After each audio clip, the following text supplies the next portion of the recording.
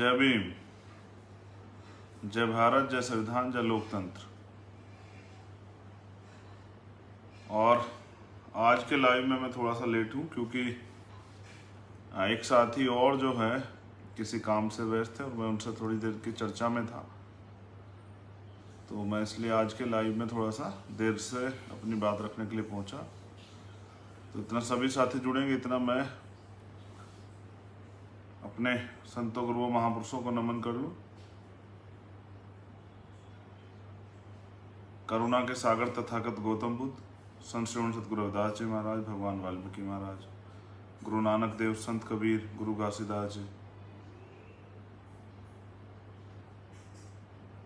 राष्ट्रपिता ज्योतिबा फूले, छत्रपति साहू जी महाराज, नारायण गुरु, संत गाडगे जी महाराज,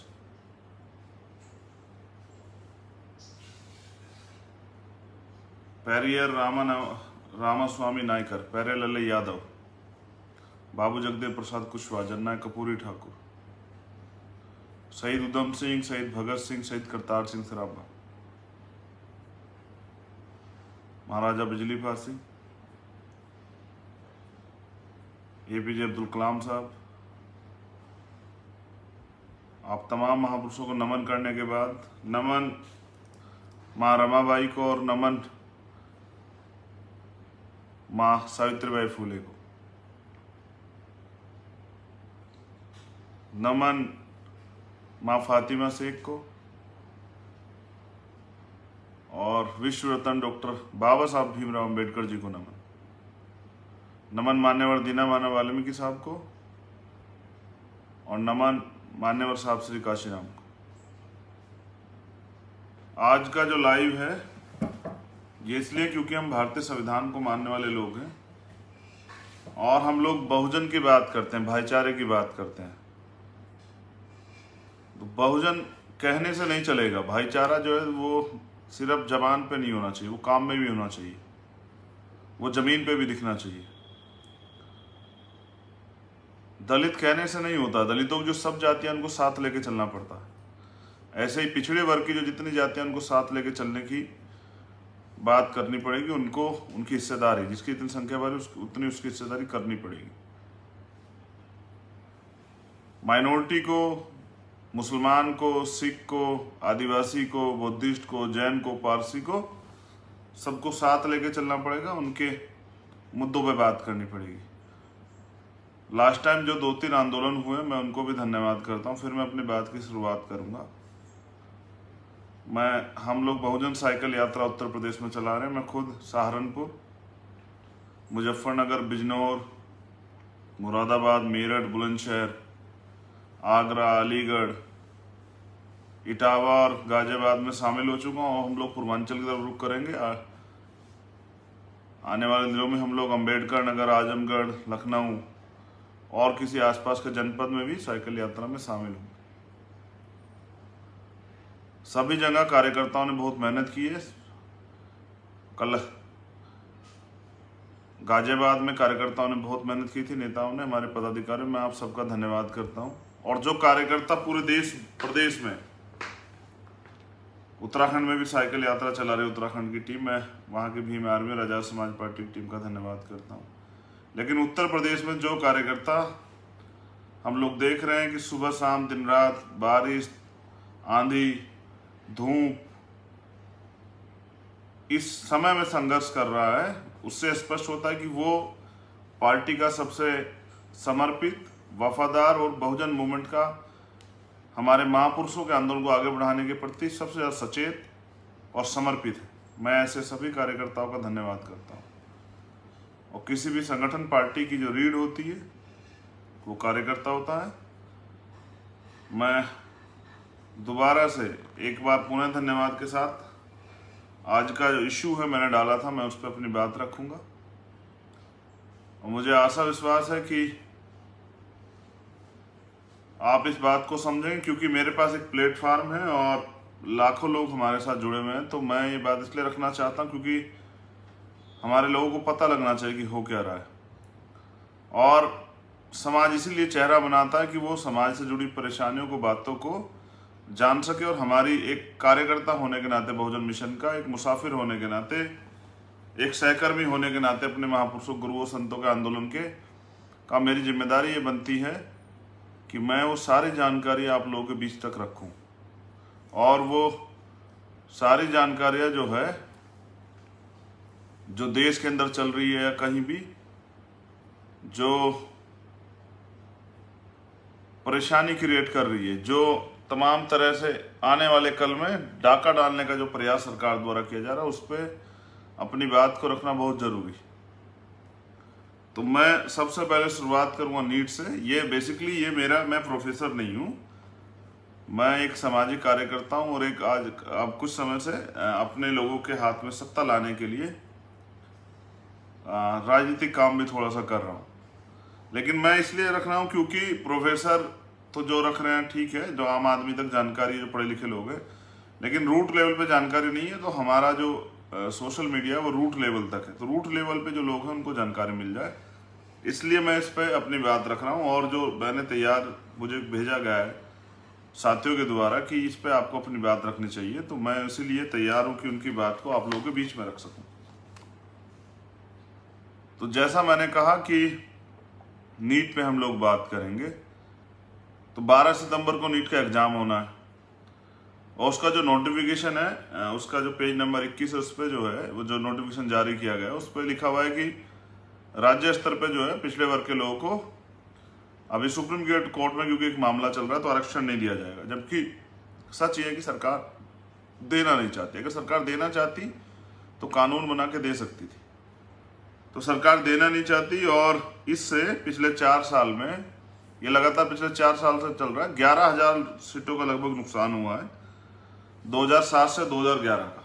2017 से 2021 तक लगभग 11,000 डॉक्टर्स नहीं बन पाए। और कोरोना काल में कितने डॉक्टर्स की आपको पता है अहमियत थी। लेकिन मैं अब सब चीज़ों पे आपका ध्यान आकर्षित करूंगा। मैं यहाँ क्योंकि देश के अंदर कास्टिज्म, भेदभाव, ये सब लोगों के लिए है कि जो अपने आप को तथाकथित ऊंची जाति के लोग बोलते हैं, वो तो नीची जाति जिनको बोलते हैं, जबकि इंसान की कोई जाति नहीं होती है। इंसान तो उसका खून एक जैसा होता है, उसके जो है ब्लड ग्रुप AB पॉजिटिव, और वो इस तरह से डिफरेंट हो सकता है, लेकिन वो चमड़ी का बना हुआ होता है। और हर इंसान के 2 आंख, 1 नाक, 1 मुंह, 2 कान, एक धड़, इस तरह से ही होता है। मतलब हाथ में, अगर हाथ में 5 उंगली और ये सब चीजें होती है, अगर किसी को इससे ज्यादा हो जाए तो लोग उसको जो है अच्छा नहीं समझते, लोग उसको से दूरी बना के रखना चाहते हैं। ये कटु सत्य आप चेक कर लीजिएगा। अगर किसी आदमी के 4 आंख हो जाए तो मुझे नहीं लगता कोई साथी जो है उससे दोस्ती करेगा। तो ये एक फैक्ट बात है। तो इसलिए मैं कह रहा हूँ क्योंकि यहाँ कास्टिज्म में भेदभाव है, उस भेदभाव की वजह से आज भी तमाम तरह की चीजें जो हैं, सोचिए कि जो आपका, मैं बार बार कहता हूं, जो आपके हाथ का छुआ पानी नहीं पी सकते, वो किस तरह से आपके परेशानियों में आपके साथ खड़े हो सकते हैं। ये देश ने देखा है पहले भी। और कास्टिज्म खत्म नहीं हुआ है। लोग कहते रहे, लोग इसलिए कहते हैं क्योंकि वो साबित करना चाहते हैं कि खत्म हो गया। गांव देहात लेवल पे आप जाओगे तो आपको पता लग जाएगा, आज भी तमाम तरह की परेशानियां जो है गांव स्तर पे देखी जाती है। क्योंकि वहाँ इसलिए भी देखी जाती है क्योंकि वहाँ एजुकेशन लेवल कम। और अभी जो 2 चाइल्ड पॉलिसी आई है उसमें भी एजुकेशन का एक बड़ा मामला है। अगर आप देश के नेताओं ने एजुकेशन पे काम किया होता, हेल्थ पे काम किया होता, तो जो समाज पढ़ लिख चुका है, जागरूक हो चुका है, वो क्या करता है, वो अपने आप ही पॉपुलेशन को कंट्रोल रखता है। पढ़ा लिखा मुस्लिम, उसके यहाँ भी 2 बच्चे हैं। पढ़ा लिखा जो दलित है उसके यहाँ भी 2-3 बच्चे हैं। पढ़ा लिखा जो OBC का उसके यहाँ भी 2-3 बच्चे हैं। लेकिन ये जो यहाँ जो एजुकेशन के साथ जो है ना, ये इसको तमाम मैं बता दूंगा कि ये सब चीज़ें क्यों की गई। जब मैं अपनी बात रखूंगा तो बताऊंगा कि सारा खेल क्या है। तो एक मामला है 69,000 शिक्षकों का, जिसमें आरक्षण नियमों का घोर उल्लंघन हुआ। ये उत्तर प्रदेश का मामला है। बहुत लंबे समय से अभ्यर्थी जो है जून से ही आंदोलन कर रहे हैं, लाठियां खा रहे हैं और तमाम तरह की परेशानियां चल रही है। मैंने कई बार ट्वीट किया, मैंने सारे न्यूज चैनल पे किया, लेकिन कोई डिबेट नहीं हो रही है। और बुरा ये है कि इसमें जो आरक्षित वर्ग के लिए जो सीटें थी, उनसे जो है वो अनारक्षित वर्ग के लोगों को वो दे दी गई है, आवंटित कर दी गई है, जिससे आरक्षित वर्ग के लोगों में, नौजवानों में, अभ्यर्थियों में गुस्सा है। मैं बस इस पर एक बात रखना चाहता हूँ, बहुत जनरली बात, कि एक माँ बाप जो हैं अपनी मेहनत की, ईमानदारी के पैसे से और खून पसीने कमाई से अपने बच्चे को पढ़ाते हैं, वो उसको तैयारी कराते हैं। वो अपने, मैं बार बार कहता हूँ क्योंकि एक मैं गरीब परिवार से आता हूँ, एक प्राइमरी स्कूल के हेडमास्टर का बेटा हूँ, तो मैं इस बात को समझता हूँ कि पिताजी जो हैं वो खुद जूता नहीं पहनते, हमें स्कूल की ड्रेस बनवा के देते हैं, और वो हमारी पढ़ाई के लिए अपने तमाम तरह के सपनों को अंदर ही अंदर ख़त्म कर देते हैं। लेकिन वो हम कोशिश करते हैं कि जो ज़िंदगी जो परेशानी की ज़िंदगी में झेल कर मेरे बच्चे ना झेलें, तो इसमें वो प्रयास करते हैं। और उसके बाद इस तरह का जब धोखा होता है सरकार द्वारा षड्यंत्र करके, इस तरह का जब धोखा किया जाता है, मेरे पास तो एक डाटा भेजा गया, वो डाटा बड़ा कठिन, लेकिन मैं बिना तथ्यों की बात नहीं करता। तो लगभग इसमें ये बताया गया कि 5,844 सीटें, यानी कि 5,844 परिवारों के साथ धोखा हुआ है। लेकिन ये भी आप समझिए कि जिस परिवार से एक व्यक्ति सरकारी नौकरी पर जाता है, तो वो अपने परिवार को, उसकी 2-3 पीढ़ियां जो हैं तैयार हो जाती हैं, क्योंकि वो इतनी आर्थिक रिसोर्सेज उसको मिल जाते हैं, इतना समय उसको मिल जाता है कि वो अपने बच्चों को अच्छा पढ़ा पाता है। और जब उनके बच्चे पढ़ के, जैसे एक आदमी पढ़ के टीचर बना, अध्यापक बना, तो वो अपने बच्चों को पढ़ाएगा तो उनमें से कोई डॉक्टर बनेगा, कोई इंजीनियर बनेगा, कोई वकील बनेगा। तो यानी कि दूसरी पीढ़ी तैयार होगी, और जब वो इस पीढ़ी पे जाएंगे तो उनके आर्थिक रिसोर्सेज ज़्यादा होंगे, तो वो तीसरी पीढ़ी को तैयार कर देंगे।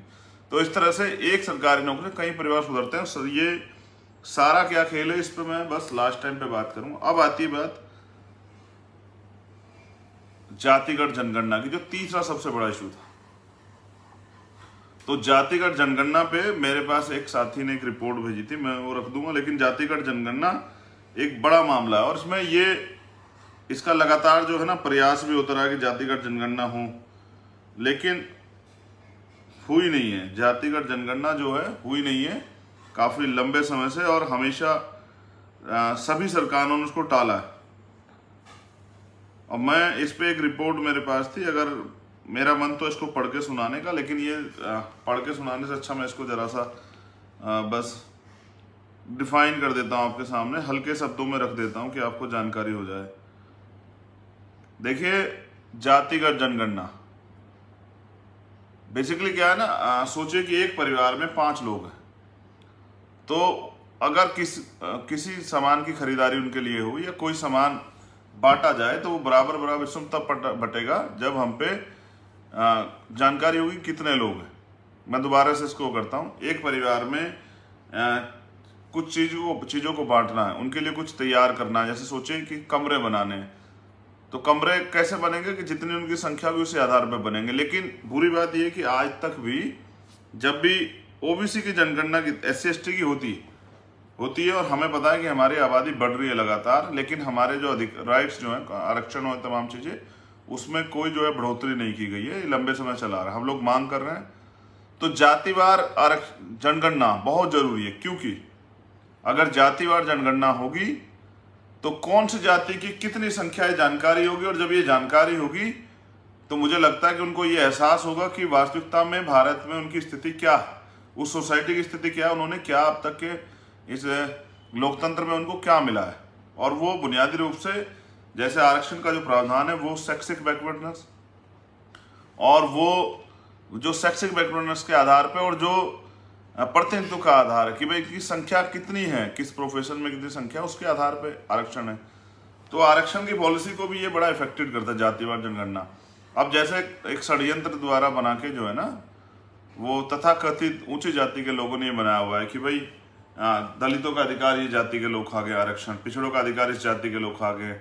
सच ये है कि अगर वास्तविकता में जातिगत जनगणना हो, जातिवार जनगणना हो, और किस जाति के पे क्या क्या रिसोर्सेज ये पता लगे, तो आपको पता लगेगा कि 90% लोग जो हैं इस देश में किसी तरह अपने जीवन को जी रहे हैं।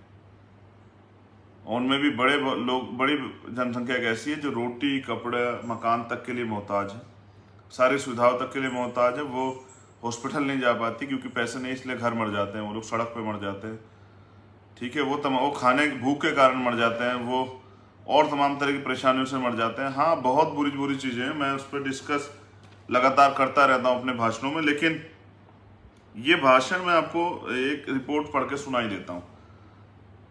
2011 में भारत में जाति जनगणना कराने के लिए भारत जो है 2011 में जातिगत जनगणना कराने के लिए बहुत करीब पहुंच गया था। लोकसभा में इस बात पर आम सहमति बनती दिखी कि जाति जनगणना कराई जाए, लेकिन मनमोहन सिंह सरकार के कुछ मंत्रियों, जिनमें प्रणब मुखर्जी, नाम याद रखें, और पी चिदम्बरम प्रमुख थे, जो कुछ प्रभावशाली नौकरशाहों ने तकनीकी पेंच फंसाकर कि इससे जनगणना की सूचिता प्रभावित होगी। 2011 में जनगणना में जाति की गिनती नहीं होने दी और मीडिया ने भी जातिगत जनगणना खिलाफ माहौल बनाया। और देखिए, मैं फिर कह रहा हूं, बहुजन यूट्यूब्स बहुत अच्छा काम करते हैं। हमारे जो छोटे छोटे जो लोग लगे हैं, थोड़े से कहीं फिट हुए हैं न्यूज चैनल्स में, वो अपना काम करते रहते हैं। कई बार हमें काशीराम साहब की इस बात को समझना चाहिए कि मनी माफिया मीडिया इनसे सावधान रहना चाहिए। आगे आप सुनिए। 2011 में भारत में एक अलग किस्म की जनगणना शुरू हुई। इसको socio economic and caste census कहा गया। ये जनगणना 29 जून 2011 में शुरू हुई। बहुत करीब से सुनिए, ये जनगणना 29 जून 2011 में शुरू हुई। केंद्र सरकार की घोषणा और योजना के मुताबिक इसे दिसंबर 2011 में पूरा हो जाना था। इसकी ये 29 जून में स्टार्ट हुई 2011 में, और इसको लगभग जो है 2011 में दिसंबर में इसको पूरा हो जाना था। जाति जनगणना यूपीए 2 के समय, जो कांग्रेस की गवर्नमेंट थी उस समय, जो कांग्रेस की संयुक्त गवर्नमेंट थी, जो इसमें और लोगों का समर्थन भी था, शुरू हुई, और एनडीए सरकार के समय में यानी 31 मार्च 2016 को खत्म हुई। टाइम पीरियड देखें तो 3 साल जातिगत जनगणना कांग्रेस की गवर्नमेंट में चली, और 2 साल का समय, उसके बाद 2 साल का समय एनडीए गवर्नमेंट में इसको खर्च हुआ। यानी कि जो काम 6-7 महीने में होना था, वो लगभग 11 से 16, लगभग 5-5.5 साल उसमें लगे। इस जनगणना के फील्ड सर्वे के नतीजे चौंकाने वाले थे। इसमें 46 लाख जातियां, उपजाति और गोत्र की जानकारी सामने आई। केंद्रीय कैबिनेट ने 16 जुलाई 2015 को अपनी बैठक में इन आंकड़ों को समेटने के लिए नीति आयोग के उस समय के उपाध्यक्ष अरविंद पनगड़िया के नेतृत्व में एक एक्सपर्ट ग्रुप का गठन किया। जाति जनगणना 2011 की कहानी यहीं रुक जाती है। इस ग्रुप की एक भी बैठक नहीं हुई। इस गिनती के आंकड़े आज तक नहीं आए, जबकि सरकार इस जनगणना का काम बंद कर चुकी है। जानकारी दी गई कि इस पर 4,893 करोड़ रुपए खर्च हुए। बहुत अहम जानकारी, 4,893 करोड़ रुपए खर्च हुए इस जातिगत जनगणना पे, लेकिन ये जनगणना बंद कर दी गई और आज तक इसके आंकड़े सार्वजनिक नहीं किए। आप समझते हैं 4,893 करोड़ रुपए कितने लगभग करोड़ रुपए होते हैं? लगभग 5,000 करोड़ रुपए। इतनी बड़ी अमाउंट किसी काम पे खर्च की जाए, उसका कोई निष्कर्ष ना निकले। यानी कि करने वालों के, जो लोग इसको काम को करा रहे हैं, उनकी नीयत नहीं है करने की, चाहे वो कांग्रेस के लोग रहे हो और चाहे वो बीजेपी के लोग रहे, दोनों सरकारों में, क्योंकि दोनों सरकारों में आरएसएस के लोग बैठे हैं। ये आप बेहतर जानते हैं कि ये कौन लोग हैं और ये क्यों नहीं चाहते। सवाल उठता है कि अब जबकि जनगणना में जाति के आंकड़े जुटाने की महत्ता और बढ़ गया है, तो केंद्र सरकार 2021 में जनगणना में जाति आंकड़े जुटाएगी। अब तक आई खबरों के मुताबिक सरकार का ऐसा कोई इरादा नहीं है। अगर ये हुआ तो भारत के लिए एक बड़ी त्रासदी हुई, क्योंकि जाति आधारित नीतियां तो बनेगी, लेकिन जाति के आंकड़े और तथ्य के बगैर। अब रिपोर्ट के जो साथी हैं, उनका कहना यह है कि तमाम जातियों के लिए, तमाम वर्गों के लिए नीतियां बनती है, लेकिन उनकी संख्या को जाने बगैर। यानी कि सोचे किसी वर्ग की संख्या 50 और हमने नीतियां बना दी हैं। हमने नीतियां बनाई हैं 100 लोगों के लिए, यानी कि एक्स्ट्रा जो है वो कर दिया है, एक्स्ट्रा खर्च किया है, तो ये भी बेवकूफ़ी। और हमने अगर 20 लोगों के समझ के बना दी है, तो ये भी बेवकूफ़ी। जिसमें हमने लगभग 5,000 करोड़ रुपए खर्च किए, तो उसका जातिगत आंकड़ा क्यों नहीं आपने पेश किया? यानी कि कहीं कुछ षड्यंत्र जो है, षड्यंत्र लंबे समय चला रहा है। आइए हम इस पर बेसिकली बात करते हैं कि ये है क्या। अब आप मेरी भाषा में इसको समझिए। ये तो था पूरा जो है एक जानकारी। अब इसको मेरी भाषा में समझिए। माननीय काशीराम साहब आंदोलन जो चलाते थे, बाबा साहब अम्बेडकर ने भी कहा कि संविधान को इसके बनने के बाद, ये बाबा साहब अम्बेडकर का स्टेटमेंट, कि अगर संविधान पूर्ण रूप से लागू हुआ तो सामाजिक गैर बराबरी तो दूर हो जाएगी, लेकिन आर्थिक सशक्तिकरण, जब तक इस देश में आर्थिक सशक्तिकरण नहीं होगा, तब तक जो है गैर बराबरी दूर नहीं होगी। एक आदमी बहुत पैसे वाला, वो आदमी इतना पैसे वाला कि किसी भी गरीब को खरीद सकता है। एक आदमी इतना गरीब है कि वो रोटी के लिए भी अपने आप को बेच सकता है। मैंने एक स्टेटमेंट पढ़ा था, बहुत कड़वा है। एक माँ ने 20 रुपए में अपनी बेटी को बेच दिया। हाँ, मैं इसलिए आपसे कह रहा हूँ कि आपको जानकारी होनी चाहिए, यही इसी देश का है। अभी कुछ दिन पहला तो किसी पत्रकार ने उनसे पूछा कि माँ ही मतलब उन्होंने कहा वो मैंने तो मैं हमेशा एक मेरे अंदर से एक फीलिंग, क्योंकि हमारे महापुरुषों ने सिखाया माताओं बहनों को सम्मान करना।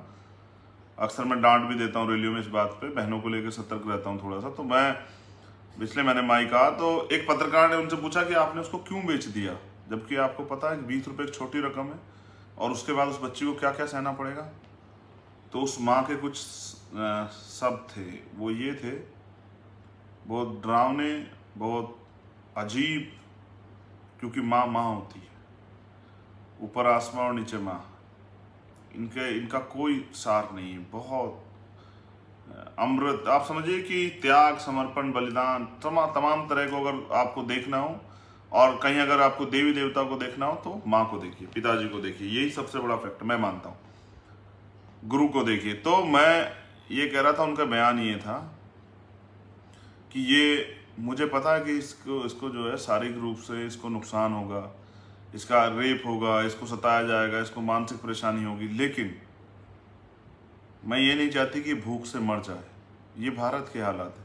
और अभी चित्रकूट में एक आज तक की एक महिला जर्नलिस्ट ने एक स्टोरी की थी जो लॉकडाउन के समय की थी, जहां बच्चियां जाती थी चित्रकूट टाइप एक चित्रकूट में एक जगह पे काम करने के लिए, खाद्यान्न या कुछ इस तरह की जगह है वो, और वहाँ वो लोग जो हैं वो काम नहीं कराते थे, वहाँ वो उनका शारीरिक शोषण करते थे। और वो उसके बच्ची के स्टेटमेंट है ये, उसने खुद कहा है कि वो पैसे देते थे कि कल को ये खरीद के लाना, ये खुशबू और ये पाउडर और ये लिपस्टिक विस्टिक लगा के लाना। फिर उसकी माँ का भी बयान उसने रिकॉर्ड किया, तो वो माँ ये कहती है, बहुत कड़वा, अजीब सा, डरावना, कि पेट कहाँ से पालेंगे, रोटी तो खानी है। तो पत्रकार ने पूछा कि और तो आपको पता है कि बच्चों के साथ क्या होता है, तो कहा कि क्या करें, पेट की आग तो बुझानी है। तो ये भारत में आज भी है। तो काशीराम साहब इसको दूसरे तरीके से कहते हैं कि सामाजिक परिवर्तन, आर्थिक मुक्ति का आंदोलन हम लोग चला रहे हैं। सामाजिक परिवर्तन, भारतीय कॉन्स्टिट्यूशन को अगर पूर्ण रूप से लागू करोगे तो आ जाएगा, जो सामाजिक गैर बराबरी उसके विरुद्ध वो आंदोलन है। और ये सत्ता आने पे, क्योंकि जो सरकारें भी बैठी वो तो नहीं करेंगी। जैसे प्रमोशन रिजर्वेशन का मामला है, सुप्रीम कोर्ट ने कहा कि सरकार करेगी। जैसे कमेटी बनी थी इस पे, नीट पे, तो उसमें ये आया था कि भाई सरकार को करना था, जो कमेटी बनी थी उसको रिपोर्ट दे कराना था, लेकिन सरकार को सुप्रीम कोर्ट लेगी। मैं वापस यहीं आता हूँ, जैसे प्रमोशन में रिजर्वेशन पे सुप्रीम कोर्ट ने कहा कि देना चाहिए, सरकार दे सकती, लेकिन किसी सरकार ने नहीं दिया आज तक। तो यानी कि वो SC/ST विरोधी सरकारें हैं, वो अनधिकारी कर्मचारियों से नफरत करती हैं, उन अधिकारी कर्मचारियों को आगे बढ़ता नहीं देखना चाहती हैं। हाँ, ये बिल्कुल सत्य है कि जाति व्यवस्था की वजह से। दूसरा, क्योंकि हमारी तो नहीं है सरकारें। आर्थिक सशक्तिकरण, यानी कि अगर कोई भी सोसाइटी डेवलप करती है, जिसको जो भी आर्थिक रूप से आगे बढ़ती है, तो वो अपनी जगह अपने आप बनाती है और वो आने वाले उसमें समय में अपनी चीज़ों को और जो है तैयार करती है। काफ़ी जातियों में ये बड़े छोटे पैमाने पे हुआ है। कुछ जातियों ने तैयार किया है और जिनको सत्ता मिली है उन जातियों ने तो, उनसे जुड़े हुए जातियों ने तो लगभग तैयार किया है। तो मैं ये समझता हूँ इसमें कई लोगों की भागीदारी है। लेकिन आर्थिक सशक्तिकरण आता कैसे? देखिए, बिजनेस आपके पास नहीं है, लोन आपको नहीं मिल रहा है, तो एजुकेशन सिस्टम एक ऐसा सिस्टम है, जैसे डॉक्टर का जो प्रोफेशन है, उसमें क्या होता है कि आप बड़े हॉस्पिटल खोल सकते हैं, या अभी वो आप जो हैं, जैसे आप डॉक्टर बन गए तो आप अच्छे आपको इनकम सोर्सेज होंगे, तो अपने बच्चों को पढ़ा के जज बना सकते हैं, वकील बना सकते हैं, IAS IPS बना सकते हैं, सिविल सर्विसेज में जा सकते हैं, इंजीनियर बना सकते हैं। तो आप यानी कि उसको विदेश में भी जाने का मौका दे सकते हैं। ये एक बड़ा प्रोफेशन है। आर्थिक सशक्तिकरण जहाँ से एक अच्छी सैलरी बहुजन समाज के लोग ले रहे हैं, उन पे सरकार की, RSS की, BJP की नजर है कि उनको किस तरह खत्म किया जाए। इसलिए सरकार डिपार्टमेंट भेजे का निजीकरण किया गया। हमारे लोग सोते रहिए, कोई बात नहीं, बीमार भी लड़ रही है, आजाद समाज पार्टी लड़ रही है, आप चिंता मत कीजिए, आप सोते रहिए, हम लोग लड़ेंगे। लेकिन अभी मैं समझता हूँ, जैसे सुप्रीम कोर्ट के जो बड़ी बड़ी पॉलिसी है, जैसे एक रिपोर्ट और थी मेरे पास, मैं उसको भी आपके सामने साझा कर दूंगा, जो जहाँ इस तरह की चीजें हैं वहाँ उन पे एक बार जो है हम लोगों को सोचना चाहिए कि जैसे सुप्रीम कोर्ट के जज, वहाँ OBC और SC/ST के लोग नगण्य हैं। जहाँ हाई कोर्ट के जज हैं वहाँ उनकी कोई संख्या नहीं है। और सिविल सर्विसेज में जो है वहाँ किस तरह के कंपटीशन फॉलो करने के बाद किस तरह की परेशानियां सामने आती हैं आप बेहतर जानते हैं कि इंटरव्यू में किस तरह का जो है सामना करना पड़ता है। तो मैं ये समझता हूं कि बड़े पैमाने पे हमें इस ओर जो है ध्यान देना चाहिए। ये जब मंडल कमीशन आया, इसमें बहुजन नेताओं का एक बहुत बड़ा रोल था, जिसमें माननीय काशीराम साहब ने 45 दिन बोट क्लब पे धरना दिया था और उन्होंने एक नारा दिया था, मंडल कमीशन लागू करो वरना कुर्सी खाली करो। और उसमें और भी कई नेताओं का जो है ना एक बड़ा रोल है। और मुझे कहने में कोई बुराई नहीं, जिसने जैसे जननायक कर्पूरी ठाकुर साहब हैं, जैसे लालू प्रसाद यादव जी हैं, रामविलास पासवान जी हैं, मुलायम सिंह यादव जी हैं, शरद यादव जी हैं और छेदीलाल जी हैं, तमाम लोग जो हैं इन्होंने अच्छा काम किया जिनकी वजह से ये संभव हो पाया। तो मैं ये समझता हूं कि देखिए, ओबीसी आयोग सरकार ने बनाया है। ओबीसी आयोग क्या है? ये ओबीसी आयोग सिर्फ दिखाने को है, इनकी चलती वलती कुछ नहीं है। इसलिए हमने तय किया कि ओबीसी आयोग को बताना पड़ेगा कि कठपुतली बनके हमारे लोग साथ धोखा ना करे। इसलिए कल हमारे जो टीम है दिल्ली की, हिमांशु वाल्मीकि जी के नेतृत्व में, महेश पहवाल जी के नेतृत्व में, राकेश कसाणा जी के नेतृत्व में, वो केडी सिद्दीकी जी के नेतृत्व में वो घिराव करेगी नीट के मुद्दे पे ओबीसी आयोग का, और उसको तालाबंदी करेगी कल सुबह। तो वो हम तैयारी कर चुके हैं। हम सिर्फ बहुजन कहते नहीं, करके दिखाते हैं। बेसिकली लोगों का काम होता है कि वो ट्विटर पे उस पर करते हैं और हम लोग जमीन पे काम करते हैं। तो जिसकी जहां जरूरत है, जहां सुई से काम चलता है वहां सुई चलाते हैं, और जहां तलवार की होती है वहां तलवार को धार देते हैं। तो जैसे अभी मैं जिक्र, केंद्रीय विश्वविद्यालयों में ओबीसी प्रोफेसर नगण्य हैं, विभागाध्यक्ष नहीं है, डीन कुलपति के पद पे ओबीसी नहीं है। मैं आज ओबीसी की बात कर रहा हूँ। देश की थल सेना, वायु सेना, जल सेना के प्रमुख पदों पे ओबीसी नहीं है। देश के बड़े मेडिकल कॉलेज में डायरेक्टर पद पे ओबीसी नहीं है। देश के 78 प्रमुख सचिवालयों में एक भी ओबीसी सचिव नहीं है। प्रधानमंत्री कार्यालय में डायरेक्टर के पद पर कोई ओबीसी नहीं है। देश के बड़े और प्रमुख मंत्रालयों में नगण्य ओबीसी प्रोफेसर, और राष्ट्रपति सचिवालय में ओबीसी कोई सचिव कार्यरत नहीं है। ये मेरे एक साथी ने भेजी। मैं इसका बेसिकली कारण बता रहा हूँ कि हमारे लोग अभी अपने संवैधानिक अधिकारों को नहीं समझ पाए, क्योंकि संविधान ना कहीं पढ़ाया जाता, ना ही संविधान के सिलेबस में है। अगर आप संविधान में दिए गए आर्टिकल 340 में दिए गए अपने अधिकारों को देखोगे, जानोगे, या आरक्षण व्यवस्था जो 16 में है, भाग 16 और 340 की बात हम कर रहे हैं, तो अध्याय 16 और 340 आर्टिकल जो है उसमें ये ओबीसी के लिए ओबीसी आयोग की गठन बाबा साहब अम्बेडकर चाहते थे, और ओबीसी आयोग बने और ओबीसी समाज की नीतियों पे काम हो। और मैं एक कड़वी जानकारी देता हूँ, बहुत गंभीर जानकारी। बाबा साहब अम्बेडकर ये जो बैकवर्ड क्लास की जाति है इनको शेड्यूल कास्ट में रखना चाहते थे, क्योंकि जिस तरह शेड्यूल कास्ट के लोगों के साथ हैं, दलितों के साथ हैं, आदिवासियों के साथ, इस तरह की समस्याओं को, आर्थिक और सामाजिक समस्याओं का, सामाजिक भेदभाव, आर्थिक परेशानियों का सामना इन जातियों को करना पड़ता है। तो इसलिए बाबा साहब अम्बेडकर इन जातियों को शेड्यूल कास्ट में रखना चाहते। लेकिन तब के जो तथाकथित ओबीसी समाज के नेता थे, उन्होंने कहा अरे नहीं, हमारा सामाजिक स्तर गिर जाएगा, हम दलित क्यों थे।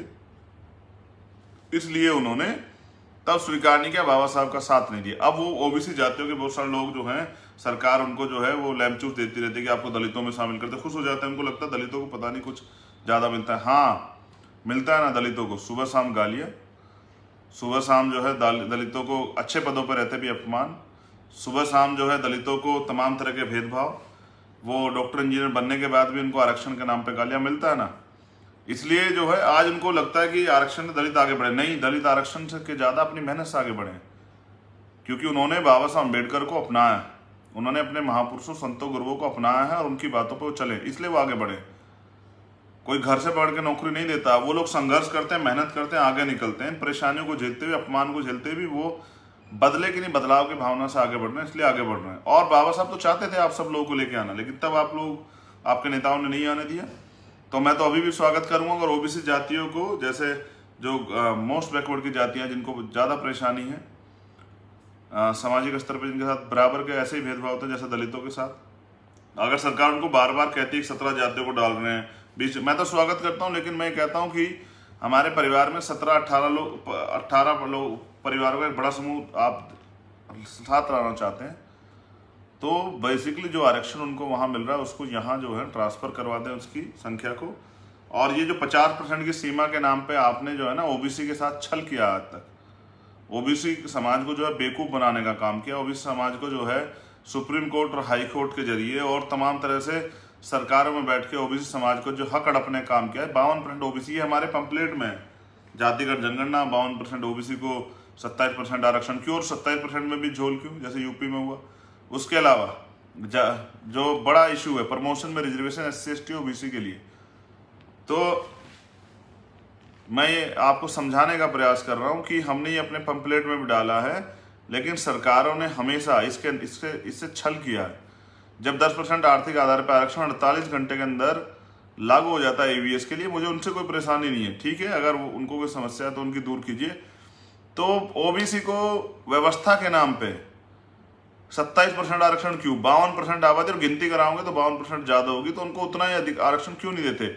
और जब 100 में से जब 52 लोग जो हैं कश्यप, पाल, प्रजापति, कुशवाहा, सैनी, मौर्य, लोधी, ये जब जाएंगे, कुर्मी, ये जब मौर्य, साके, ये जो लोग जब जाएंगे, निषाद, ये जो जाएंगे, और 100 में से 52 अधिकारी कर्मचारी इनके बनेंगे, जब इनके 52 IAS बनेंगे, IPS बनेंगे, IRS बनेंगे, IFS बनेंगे, तो क्यों नहीं इनका आर्थिक सशक्तिकरण होगा। और कौन इनको, जब एक IAS बन जाएगा, एक कुम्हार का बेटा, एक प्रजापति का बेटा, एक पाल का बेटा, एक कश्यप का बेटा, तो कौन उनके परिवार को बेइज्जत कर देगा, कौन उनकी जमीन छीन लेगा, कौन उनको धमकाएगा, डांटेगा, कौन उनको जो है उनका बहिष्कार कर देगा, कौन उनकी माँ बहनों की तरफ आंख उठा के देखेगा।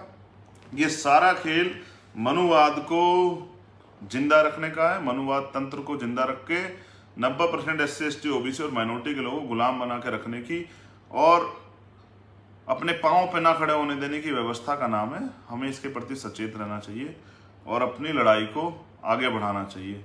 मैं फिर आज सब लोगों से दरखास्त करूंगा, बेसिकली जो हमारे पिछड़े वर्ग के लोग, जिनकी जातियों के नाम, उपजातियों के नाम मैंने अभी दोहराए थे, बहुत बड़ी 6743 जातियां हैं। हमारा जो अभी बहुजन साइकिल यात्रा चल रही है वो यही सी बात पे चल रही है कि जाति तोड़ो, समाज जोड़ो, भाईचारा बनाओ। और क्योंकि अपने अधिकारों की ये आंदोलन अधिकारों का है, तो अपने अधिकारों की प्राप्ति के लिए हमें एकजुट होकर लड़ाई लड़नी चाहिए। क्योंकि जो लोग हमारे विरोध में, वो आगे भी हमारे विरोध में रहने वाले हैं। और जो लोग कहते हैं ना, जिनसे समझौता होता है उनसे संघर्ष नहीं होता, और जिनसे संघर्ष होता है उनसे समझौता नहीं होता। तो मैं इसलिए 15 बनाम 85 की बात करता हूं कि 85% बहुजन समाज को माननीय काशीराम साहब ने रास्ता दिखाया था, उस पर एकजुट होकर राजनीतिक सत्ता लेनी चाहिए। और राजनीतिक सत्ता अपने हाथ में लेके कानून बनाने की ताकत जब आपके हाथ में आ जाए, तो उससे आपको अपने लिए नीतियां बना के आगे बढ़ना चाहिए और अपने सामाजिक और आर्थिक विकास के बारे में सोचना चाहिए। इसलिए भाईचारा बनाने के लिए, क्योंकि काशीराम साहब कहते थे कि जिस समाज की राजनीतिक जड़ें मजबूत नहीं होती, उसकी राजनीति कभी कामयाब नहीं होती। इसलिए हम लोग ये साइकिल यात्रा निकाल रहे हैं, और ये साइकिल यात्रा अभी 21 तारीख तक चलेगी। उसके बाद जो कुछ होगा उससे पहले मैं शायद आपको सूचित कर दूं। तो ये जानकारी, और इस पर हम लोग लड़ेंगे। मैं ये भी बता दूं कि जब मैं 21 तारीख को लखनऊ पहुंचूंगा, तो मैं 69,000 शिक्षक भर्ती पे, क्योंकि बहुत सारे लोगों के मैसेज हैं और मैं इनकी इस पीड़ा को समझते हैं, उस परेशानी को समझते हैं। मैंने आज प्रधानमंत्री को पत्र भी लिखा है। मुझे पता है वो तो कुछ नहीं करेंगे, वो तो तथाकथित पिछड़ी जाति के खुद को बताते हैं जब उनको वोट लेनी होती है। तो इसलिए हमने ये भी तय किया कि हम लोग जो है इस पे एक आरक्षण की, एक आंदोलन की जो है घोषणा करेंगे। 21 तारीख को हम लोग चर्चा करेंगे वहाँ साथियों से बैठ के। जो 69,000 शिक्षक भर्ती में लगभग 6,000 के करीब जो हैं दलित पिछड़ों के परिवारों को जो है ना, उनके हक मारी की गई। इस पर एक बड़ा आंदोलन, क्योंकि उन लोगों ने तो बहुत दिन लाठियां खा ली। वो तो बेचारे वोट भी देते हैं और लाठी भी खाते हैं, लेकिन राजनीतिक दल की आवाज नहीं उठाते। तो बाबा साहब अम्बेडकर के इस नारे को, एजुकेट, एजिटेट, ये जो ऑर्गेनाइज, ये जो नारा है बाबा साहब अम्बेडकर का, इस पर हमें काम करना चाहिए। हमें संगठित रहना चाहिए, संघर्ष करना चाहिए, और हमें इस लड़ाई को, मतलब हमें शिक्षित बनना चाहिए, संगठित रहना चाहिए, संघर्ष करना चाहिए। तो शिक्षित हम लोग हो रहे हैं, संगठित हम लोग बहुजन साइकिल यात्रा के माध्यम से कर रहे हैं, और लड़ाई को समझिए। संघर्ष करने का समय आ चुका है। अब आपको अपने हर एक अधिकार के लिए संघर्ष करना पड़ेगा। और जैसा मैंने आपको बताया कि अब संघर्ष उत्तर प्रदेश में 69,000 शिक्षक भर्ती को लेकर होगा और 6,000 दलित पिछड़े अभ्यर्थियों को उनका अधिकार दिलाया जाएगा। सरकार को बताया जाएगा कि ये लोकतंत्र है, यहाँ संविधान की हत्या और हमारे अधिकारों की हत्या जो है वो नहीं बर्दाश्त की जाएगी। जय भीम, जय भारत, जय संविधान, जय लोकतंत्र, जय विज्ञान। आप सभी के लिए मंगल कामनाएं और एक एक कार्यकर्ता पदाधिकारी का बहुत बहुत धन्यवाद जो दोबारा से इस आंधी तूफान में, बारिश में और गर्मी में साइकिल यात्रा चला रहा है, अपना कार्य को पूरी ईमानदारी से कर रहा है। उन सभी कार्यकर्ताओं को, उन लाखों हजारों सभी कार्यकर्ताओं को मेरा नीला सलाम, धन्यवाद इस मूवमेंट को आगे बढ़ाने के लिए। बाबा साहब अम्बेडकर, मान्यवर साहब काशीराम का सपना पूरा करने के लिए जो बलिदान संघर्ष आप कर रहे हैं वो जाया नहीं जाएगा, बहुजन राज आएगा। बहुत बहुत धन्यवाद। जय भीम, जय भारत, जय भीम आर्मी, जय आजाद समाज।